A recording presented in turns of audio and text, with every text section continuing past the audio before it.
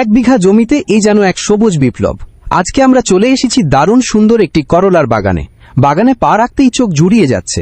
গাছ ভর্তি ঝুলে আছে বিশাল বিশাল করলা। এক একটা করলার ওজন প্রায় 500 গ্রাম বা তারও বেশি। গাছে ফলন এতটাই ঠাসা যে না দেখলে বিশ্বাসই করা কঠিন। যেদিকেই তাকাবেন শুধু সবুজ আর সবুজ। দেখতেই পাচ্ছেন বাগানের মালিক নিজেই পরম যত্নে গাছ থেকে তাজা করলা সংগ্রহ করছেন। বাজারজাতকরণের জন্য একদম পারফেক্ট সাইজের ও ফ্রেশ করলাই এখন তোলা হচ্ছে। ভাই মাশাআল্লাহ, আপনার বাগানটা দেখে তো চোখ জুড়িয়ে গেল। গাছে তো মাশাআল্লাহ প্রচুর করলা ধরেছে। এবার মোট ফলন কেমন হলো? মাশাআল্লাহ অনেক সুন্দর হয়েছে। আল্লাহর রহমতে এবার ভালো কিছু টাকা পাবো। আপনারা দোয়া করেন, আর আপনাদের যদি কোনো সবজি লাগে তাহলে আমাদের সাথে যোগাযোগ করেন। আসলে প্রবাদেই আছে, কষ্ট না করলে কেষ্ট মেলে না। এমন বাম্পার ফলন এমনি এমনি আসে না।